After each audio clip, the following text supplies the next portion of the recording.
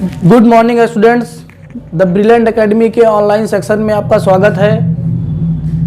मैं सुशील सर आपको daily current affair पढ़ाऊंगा और वीकली और मंथली करंट अफेयर के वीडियो भी अपलोड कर दिया करूंगा। आज आपको बेटा 27 फरवरी की डेट है और आपका पहला करंट अफेयर का वीडियो मैं आपको पढ़ाने जा रहा हूं। देखिए बेटा, करंट अफेयर पोर्शन हर सब्जेक्ट की अगर बात करेंगे तो सबसे ज़्यादा इंपॉर्टेंट होता है, क्योंकि हर पेपर में 8 से 10 क्वेश्चन करंट अफेयर के आते हैं। ठीक है बेटा, तो 27 फरवरी का बेटा पहला करंट अफेयर का क्वेश्चन है कि एमपी मतलब मध्य प्रदेश के होशंगाबाद शहर का नाम बदलकर नया नाम क्या रख दिए बेटा? तो नया नाम रख दिए नर्मदापुरम। होशंगाबाद शहर का नया नाम क्या रख दिए हैं? नर्मदापुरम। अब बात अगर बेटा एमपी की आई है, मध्य प्रदेश की आई है, मध्य प्रदेश की, तो आपको बेटा मध्य प्रदेश के बारे में पता होना चाहिए। मध्य प्रदेश को, एमपी को टाइगर स्टेट ऑफ इंडिया बोलते हैं, टाइगर स्टेट ऑफ इंडिया बोलते हैं, टाइगर स्टेट ऑफ इंडिया। और बेटा जो आपकी बाघ रिपोर्ट, टाइगर रिपोर्ट भी आपकी आई है, यहाँ पे आप देख भी सकते हैं सबसे ज़्यादा जो टाइगर बाघ पाए जाते हैं बेटा वो मध्य प्रदेश में ही पाए जाते हैं, इसलिए इसको बेटा टाइगर स्टेट ऑफ इंडिया बोलते हैं। और बाघ अभ्यारण्य भी सबसे ज्यादा आपके मध्य प्रदेश में ही बनाए गए हैं।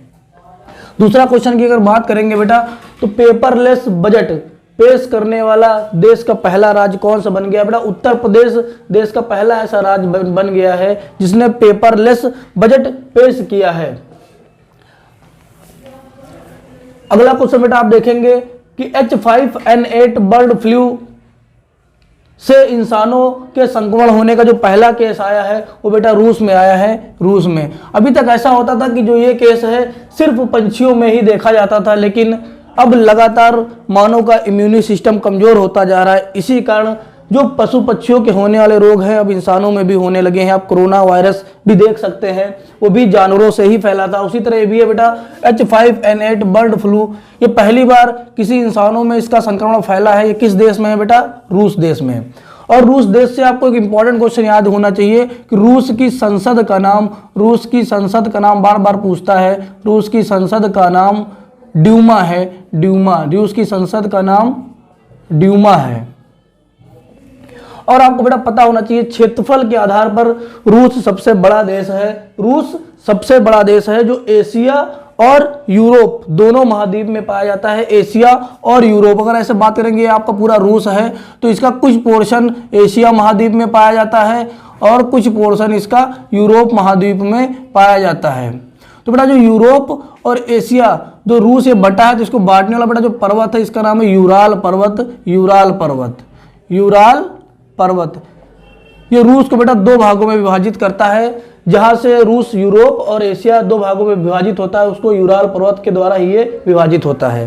ठीक है बेटा, अगला अगर बात करेंगे आप कि पूर्वी भारत का पहला कौशल विश्वविद्यालय कहाँ खोला गया? तो पूर्वी भारत का पहला कौशल का मतलब होता है बेटा स्किल डेवलपमेंट, क्योंकि आजकल शिक्षा से ज़्यादा आप लोगों को हर जगह स्किल की ज़रूरत पड़ती है। अगर आपको किसी भी कंपनी में जॉब करना है तो आपकी डिग्री तो मांगी जाएगी, उसके साथ ही आपका स्किल देखा जाएगा कि कितने सालों का आपका एक्सपीरियंस है। इसीलिए यहाँ पर बेटा शिक्षा के साथ साथ स्किल डेवलपमेंट भी सिखाया जाएगा। ये पूर्व भारत का पहला विश्वविद्यालय बेटा ये असम राज्य में खोला जाएगा, असम राज्य में खोला जाएगा। बेटा जब असम यहाँ पे आ गया है तो असम से रिलेटेड एक दो क्वेश्चन आप देख लीजिए। असम से रिलेटेड एक दो क्वेश्चन बहुत ज्यादा पूछता है कि विश्व का सबसे बड़ा नदी द्वीप जो है, विश्व का सबसे बड़ा जो नदी द्वीप है, विश्व का सबसे बड़ा जो नदी द्वीप है, नदी द्वीप जिसका नाम माजुली है, माजुली, ये भी बेटा ब्रह्मपुत्र नदी पर असम में स्थित है। ब्रह्मपुत्र नदी पर असम में है। यह विश्व का सबसे बड़ा नदी द्वीप है माजुली द्वीप। अगर विश्व का सबसे छोटा नदी द्वीप पूछेगा, विश्व का सबसे छोटा नदी द्वीप अगर पूछेगा, सबसे छोटा नदी द्वीप, तो ये बेटा आपका उपानंद है, उपानंद। ये भी ब्रह्मपुत्र नदी पर असम में ही स्थित है। दोनों क्वेश्चन आपके लिए बहुत ही ज्यादा इंपॉर्टेंट है। विश्व का सबसे बड़ा नदी द्वीप माजुली द्वीप जो ब्रह्मपुत्र नदी असम पर स्थित है, असम में स्थित है। सबसे छोटा नदी द्वीप उपानंद जिसका नाम है, यह भी ब्रह्मपुत्र नदी पर असम में स्थित है। अगर अगले करंट अफेयर क्वेश्चन की बात करेंगे, बेटा table tennis federation of India, जिसको TTFI बोलते हैं, इसके जो हाल ही में अध्यक्ष नियुक्त किए गए हैं उनका नाम है दुष्यंत चौटाला। अगर इस table tennis federation of India की बात करेंगे तो इसकी स्थापना 1926 में हुई थी। इसका मुख्यालय नई दिल्ली में है और इस table tennis federation of India के जो बेटा महासचिव हैं वो अरुण कुमार बनर्जी हैं। अगला अगर करंट के क्वेश्चन की बात करेंगे बेटा तो WHO वर्ल्ड हेल्थ ऑर्गेनाइजेशन की कोवैक्स वैश्विक पहल के तहत कोविड-19 का मुक्त टीका प्राप्त करने वाला पहला देश बन गया है। बेटा ये घाना देश है, ये घाना देश है, ये पहला देश है जिसने WHO की कोवैक्स वैश्विक पहल के तहत मुक्त टीका प्राप्त किया है।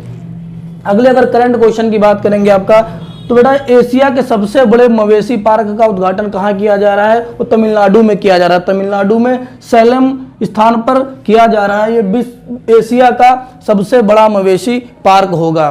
अगर बेटा बात करेंगे, अगर एशिया का जो सबसे बड़ा पशु मेला लगता है बेटा वो बिहार में लगता है, उसका जिसका नाम है हरिहर मेला, पुराना नाम है हरिहर मेला, वहां पे लगता है एशिया का सबसे बड़ा पशु मेला।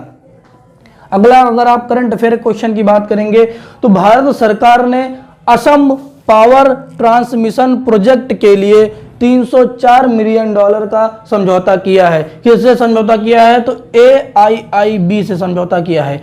AIIB का फुल फॉर्म है एशियन इंफ्रास्ट्रक्चर इन्वेस्टमेंट बैंक, जिसकी स्थापना 16 जनवरी सन 2016 में की गई थी। इस बैंक का मुख्यालय बीजिंग जो चीन में पड़ता है वहां पर है और इस बैंक के इस समय जो अध्यक्ष हैं उनका नाम है जिन लिक्विन। तो बेटा भारत सरकार ने असम पावर ट्रांसमिशन प्रोजेक्ट के लिए AIIB से $304 मिलियन का समझौता किया है। इससे बेटा फायदा क्या होगा, इससे असम में बिजली आपूर्ति की जो दिक्कतें आती हैं वो सॉल्व होगी और वहां के लोगों को सुलभता से और सस्ती बिजली उपलब्ध हो पाएगी। अगर अगले करंट अफेयर क्वेश्चन की बात करेंगे तो बेटा 8 मार्च को जो हर वर्ष अंतर्राष्ट्रीय महिला दिवस मनाया जाता है, इस दिन महासमृद्धि महिला सशक्तिकरण योजना लॉन्च करने की घोषणा बेटा किसने की है तो आपकी महाराष्ट्र राज्य ने की है। महाराष्ट्र राज्य ने किया है कि 8 मार्च को जो अंतर्राष्ट्रीय महिला दिवस मनाया जाएगा उस दिन हम महासमृद्धि महिला सशक्तिकरण योजना लॉन्च करेंगे। ये बेटा महिलाओं के समृद्धि के साथ साथ उनके सशक्तिकरण पर भी ध्यान देगी ये योजना, इसको याद रखना बेटा। अगला क्वेश्चन है आपका इंपॉर्टेंट क्वेश्चन है कि खेलो इंडिया यूनिवर्सिटी गेम, जिसमें बेटा देश की विभिन्न यूनिवर्सिटियां भाग लेती हैं, जिसके माध्यम से बच्चों को शिक्षा के साथ साथ उनमें खेल कूद के बारे में भी नॉलेज होता है। इसीलिए बेटा इसमें यूनिवर्सिटियों को ये गेम खिलाया जाता है। तो इसीलिए खेलो इंडिया यूनिवर्सिटी गेम का जो द्वितीय संस्करण सन 2021 में भी खेला जाएगा वो बेटा आपके बंगलुरु कर्नाटक में खेला जाएगा। और इसका जो बेटा प्रथम संस्करण खेला गया था, प्रथम संस्करण वो सन 2020 में खेला गया था भुवनेश्वर, जो कहाँ पड़ता है बेटा उड़ीसा में पड़ता है, तो वहां पे ये खेला गया था। अगर आप अगले क्वेश्चन की बात करेंगे तो भारत का पहला डिजिटल विश्वविद्यालय बनेगा, ये बड़ा इंपॉर्टेंट क्वेश्चन है। भारत का पहला डिजिटल विश्वविद्यालय बनेगा तो बेटा ये तिरुवनंतपुरम केरल में बनेगा।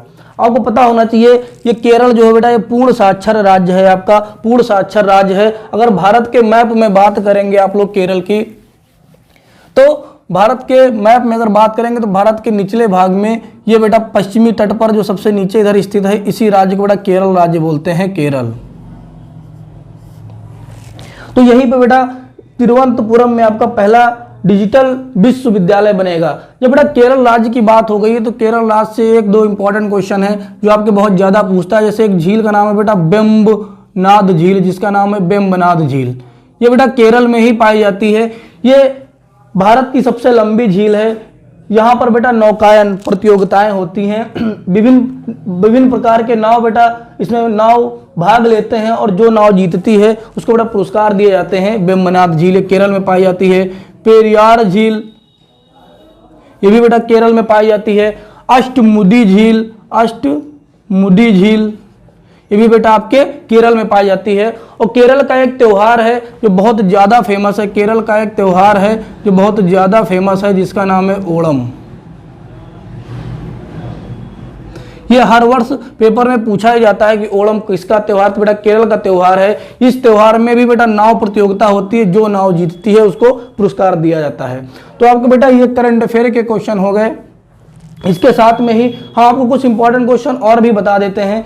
आपको पता होना चाहिए बेटा जो ये बाघ रिपोर्ट है ये सन 2018 में आई थी। हर 4 वर्ष में ये रिपोर्ट आती है, आपके 18 में आई थी तो अब 22 में आएगी। लेकिन इस दौरान जितने भी पेपर होते हैं 18 से 22 के दौरान जितने भी पेपर आपके होते हैं उसमें से इनमें से क्वेश्चन आपका बन सकता है। अगर बेटा बात करेंगे बाघ, तो बाघ आपको पता होना चाहिए बेटा संकटग्रस्त जीव हैं जिनकी संख्या लगातार घटती जा रही है। अगर इनकी बात करेंगे बाघ रिपोर्ट सन 2018 की अब बात करेंगे तो जो भारत में वर्तमान में जो कुल टाइगर रिजर्व बन गए हैं, भारत में वर्तमान में जो कुल टाइगर रिजर्व बन गए हैं उनकी संख्या 50 है। बेटा टाइगर रिजर्व होता क्या है, इसमें बाघों को बेटा सुरक्षित कर दिया जाता है और उनके विकास के लिए, उनके संरक्षण के लिए, उनकी रक्षा के लिए यहाँ पे बहुत सारी सुविधाएं उपलब्ध होती हैं। अगर अगला बात करेंगे बेटा कि भारत में सबसे ज़्यादा बाघ, अगर राज्यों में बात करेंगे तो भारत में सबसे ज़्यादा बाघ जो है आपके वो मध्य प्रदेश राज्य में पाए जाते हैं, जो 526 बाघ हैं। अगर दूसरे नंबर पे बात करेंगे तो ये कर्नाटक राज्य आपका आ जाएगा जहां पर 524 बाघ हैं। और अगर तीसरे नंबर पर बात करेंगे तो बेटा उत्तराखंड राज्य आ जाएगा, यहाँ पर आपके 442 बाघ हैं। अगर दुनिया में बात करेंगे कि पूरे विश्व में कितने बाघ हैं बेटा, तो पूरे दुनिया में केवल 4200 बाघ बचे हैं। पूरी दुनिया में केवल 4200 बाघ बचे हैं, जिनमें से 70% बाघ, जिनमें से मतलब 4200 का 70% बाघ अर्थात 2967 बाघ भारत में है। ये बेटा ये डाटा आप याद रखना, जो सन 2018 की रिपोर्ट आई उसका ये डाटा है कि भारत में कुल कितने बाघ बचे हैं, तो 2967 बाघ बचे हैं। अगला क्वेश्चन अगर देखेंगे कि भारत के राज्यों की अगर बात करेगा कि भारत के राज्यों में सबसे कम बाघ कहाँ पाए जाते हैं, तो भारत के राज्यों में सबसे कम बाघ बेटा आपके गोवा में पाए जाते हैं, गोवा में। अगर बेटा इन टाइगर रिजर्व की बात करेगा कि किस टाइगर रिजर्व में सबसे ज्यादा बाघ पाए जाते हैं, तो बेटा आपका उत्तराखंड में कॉर्बेट टाइगर रिजर्व में सबसे ज्यादा बाघ पाए जाते हैं, जिनकी संख्या 231 है। इसमें बेटा सबसे ज्यादा बाघ पाए जाते हैं इस टाइगर रिजर्व में। इसके बाद अगर बात करेंगे तो प्रोजेक्ट टाइगर, ये बहुत इंपॉर्टेंट क्वेश्चन है बेटा। सन 2019 के पुलिस की बात कर लीजिए, चाहे 18 के किसी भी पेपर में बात कर लीजिए, कई बार पूछा गया है कि प्रोजेक्ट टाइगर की शुरुआत कब हुई थी, तो प्रोजेक्ट टाइगर की शुरुआत 1973 में हुई थी। टाइगर मैन ऑफ इंडिया किसे बोला जाता है, बेटा tiger man of India Kailash Sankhla को बोला जाता है, क्योंकि इन्होंने टाइगर के संरक्षण के लिए बहुत सारे काम किए थे, बहुत सारे प्रयास किए थे, और इन्हीं के प्रयासों से ही 1973 में प्रोजेक्ट टाइगर की शुरुआत हुई थी, इसीलिए इनको टाइगर मैन ऑफ इंडिया बोला जाता है। अगर बेटा घाट की बात करेंगे, घाट की, तो जो भारत का ये पश्चिमी घाट है बेटा, पश्चिमी घाट है जिसको सह्याद्री नाम बोलते हैं, पश्चिमी घाट है आपका, यहाँ पर सर्वाधिक बाघ पाए जाते हैं, जिनकी संख्या 724 है।